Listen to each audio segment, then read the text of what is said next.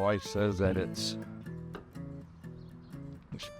acting like it's dragging. Not as much get up and go. Some of her description leads me to believe that it might have something to do with braking. Maybe a caliper froze up. So I'm going to start there. So we're going to take the tires and wheels off. Get into it.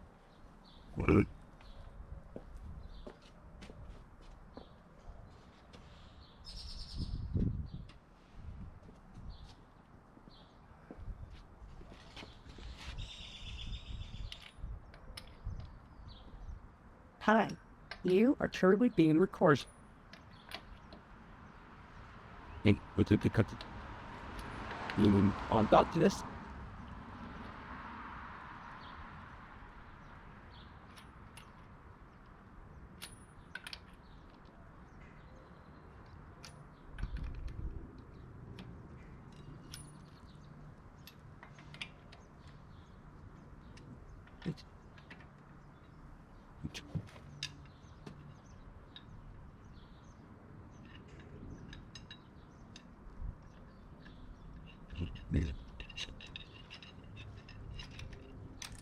Deep.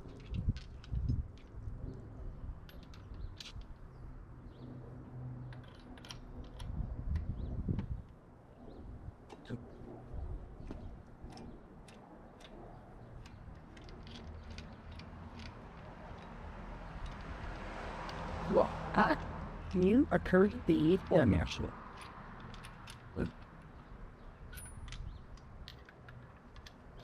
That we're doing to Some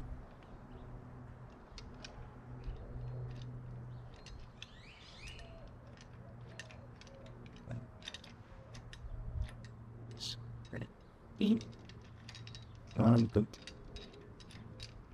like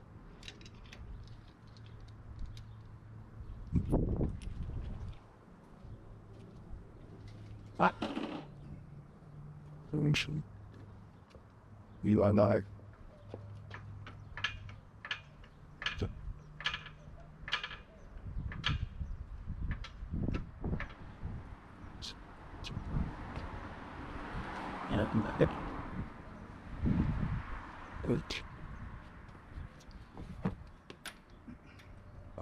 Sorry. Pat, you are currently being recorded. That way. That guy.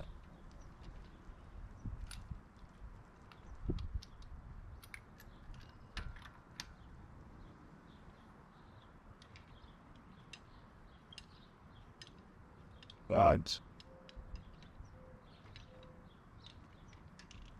Shoot.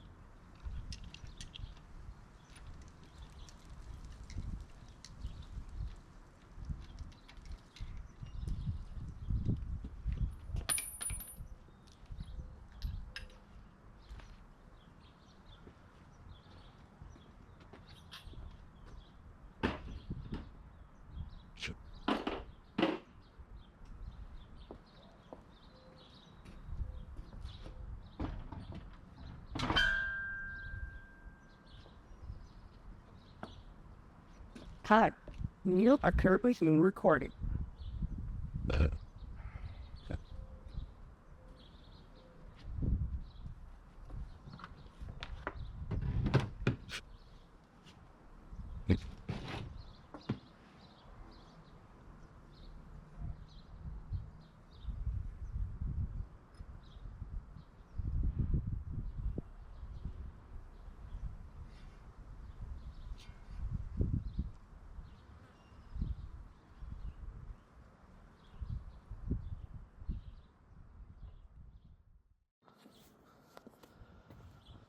Alright, so one of the things you want to look for when you're trying to diagnose problems is shiny spots, where anything leaking, dripping, wet looking.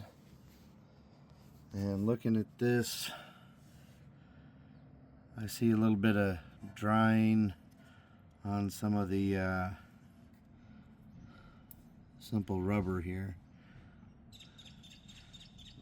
Probably could use replaced at some point, but there's nothing here that I can see that's causing what she's talking about. So things I already know about. So these are some aftermarket quick disconnects, and just from use, I know that I need to replace them. I've needed to for a while, but that's not going to cause her issue. I have some ordered, and that'll be another project. One of the other things you're looking for is how easily or freely this turns. That'll tell you how those brakes are doing on the inside here. And you can kind of see here the brake pads are in good condition. I can't really see it, can't show you too well from that side, but I had these off just the other day and they were fine. And the wheels turn freely.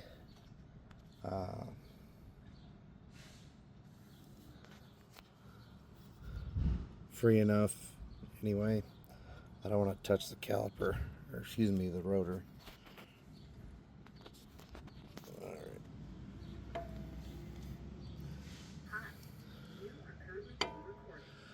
Now on these Jeeps, you got the knuckle in here with a U-joint. So as you turn the wheel, you just want to inspect that for wear, breaks, any kind of damage that could be slowing things down. I'll show you on the other side here.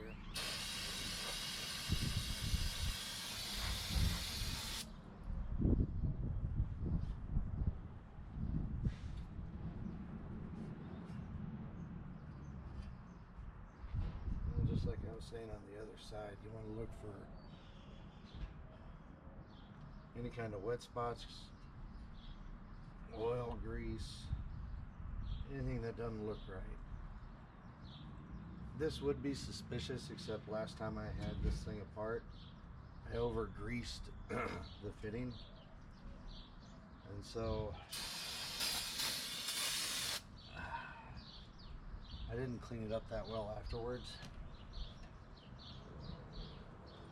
So I'm going to clean it up now, and I'm inspecting to make sure that the rubber isn't torn. It's just greasy from when I over lubed it. Not a big deal.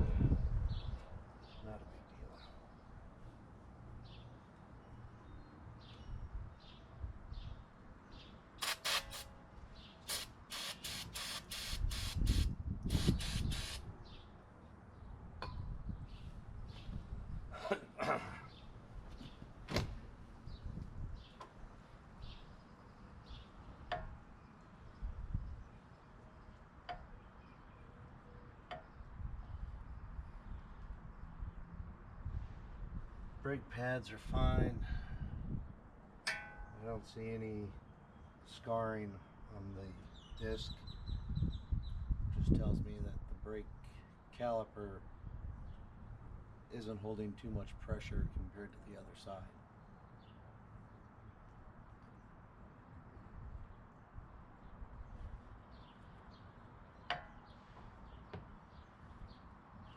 Just going around inspecting the U-joint.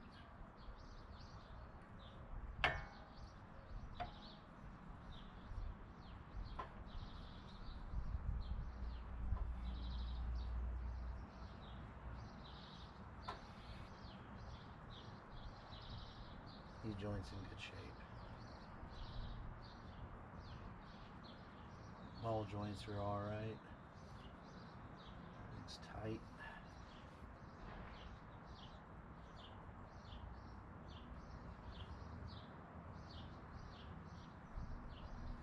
rubber hoses, all within acceptable limits. I don't see anything.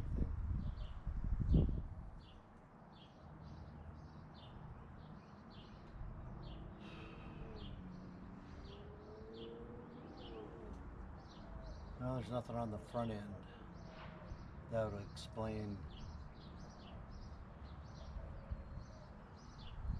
anything that's going on.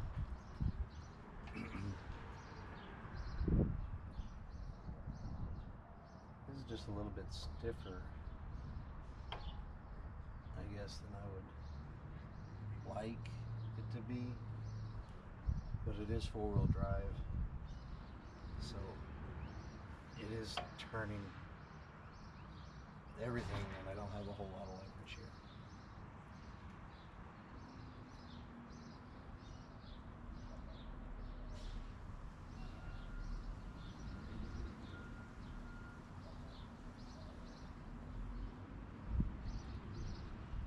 All right. So unless the back end is somehow locked up or something.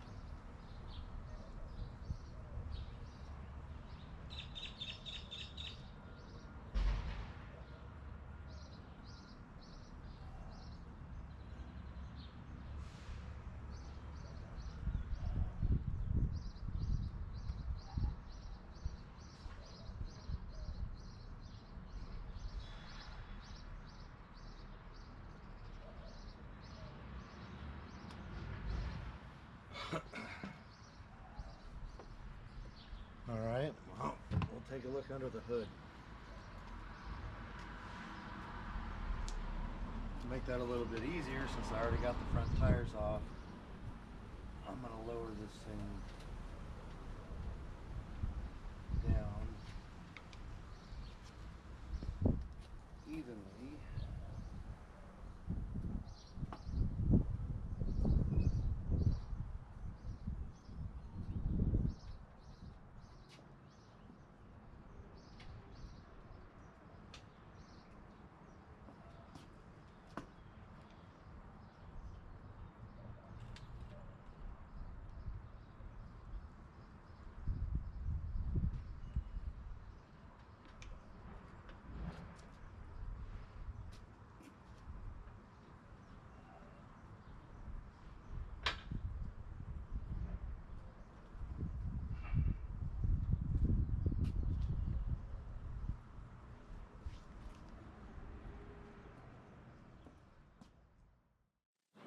Diamonds to that.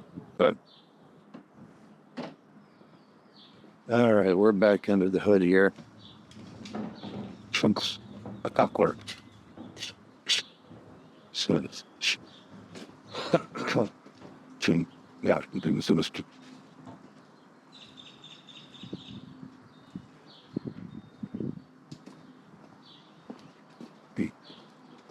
We'll start with the basics. Check fluids, check the oil. Okay. So you're checking oil. First time you pull it out, you wipe it off, then pull it back out, check it again. Oil's a little low, so we'll top that off.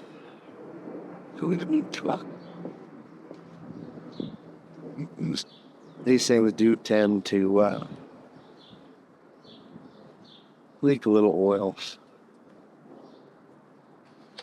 Nothing concerning about a little low oil. If it was a lot low, then we'd have questions. Let's okay. 10.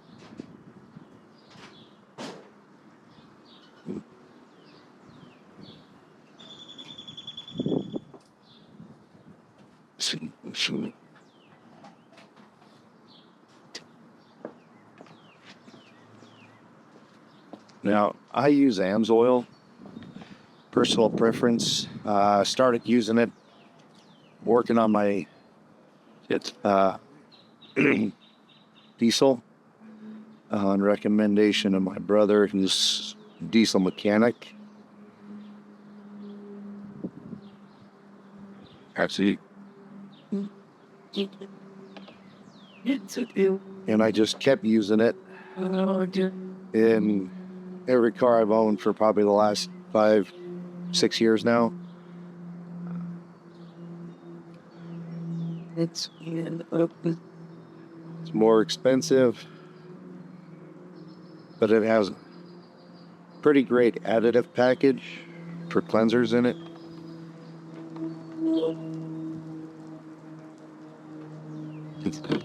That's what I run in it right now.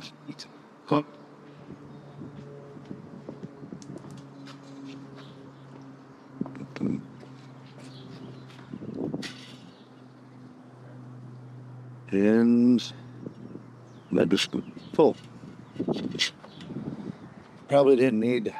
There's only about a half a quart in there. It wasn't in it. So just got the oil.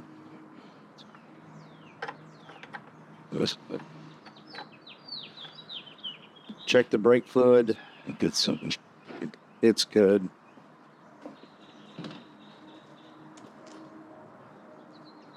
Engine coolant. Not bad.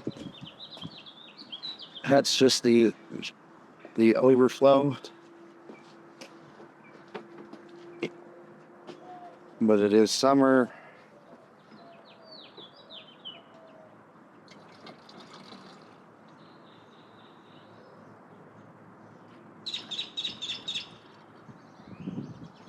It's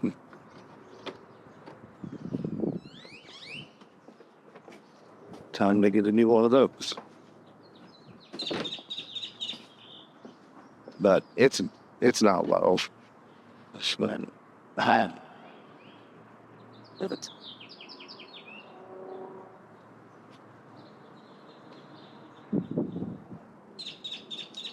Well, let's start it up and see how it smells.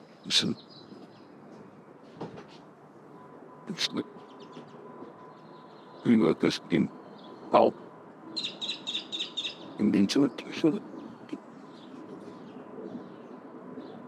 That's it. I'll shoot. So I run this. I don't want to come.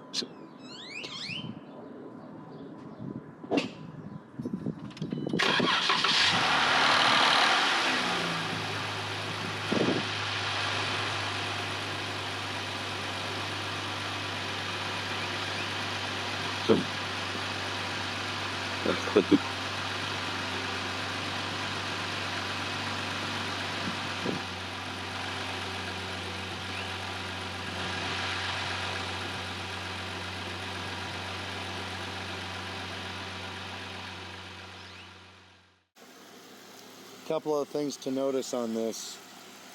One, I've upgraded the oil cooler from the plastic oil cooler to the aluminum oil cooler, and I've also upgraded the crappy plastic oil filter cap to an aluminum one as well.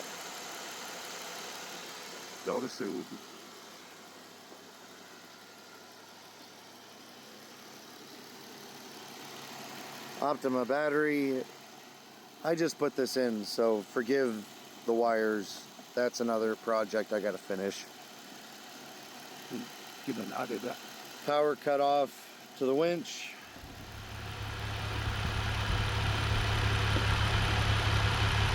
Alright, once your vehicle's up to running temperature, that's when you can test your transmission fluid level.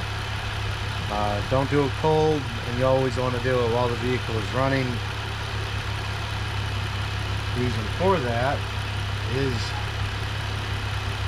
it does tend to, when you turn the vehicle off, a lot of the transmission fluid will settle, and you won't get an accurate reading.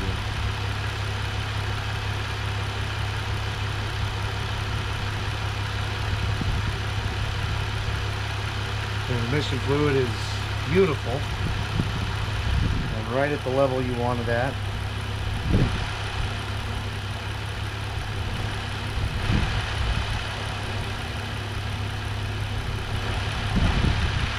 Lack of power during acceleration can also be caused by a vacuum leak, but then it usually doesn't like to idle. But a lot of newer rigs, it'll self-compensate for that until you go to step on the gas. So even though you may not think you have a vacuum leak right now, you very well could until you start driving it, and then you notice something.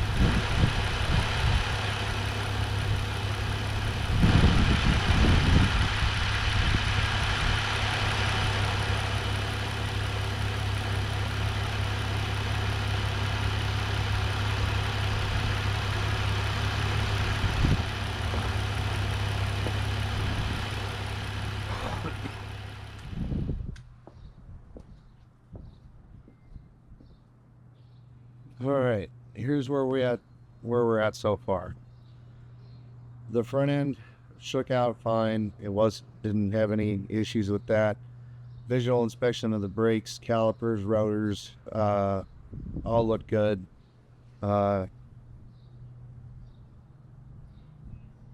Besides things I already knew about, such as I need to do the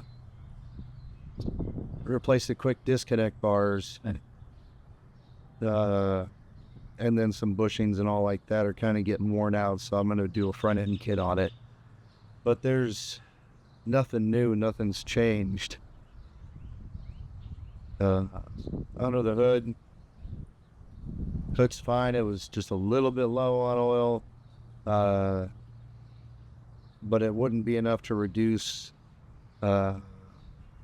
engine performance. So I can't see that would be a cause for anything. Power steering, coolant, brake fluid, all beautiful. Transmission fluid, great.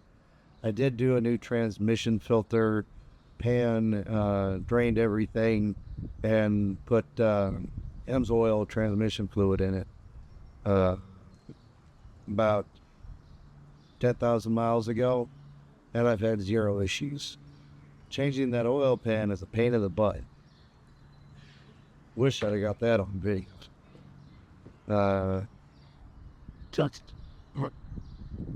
So we're going to tires and wheels back on the front, close up the hood, and we'll move to the back and see what shakes loose back there.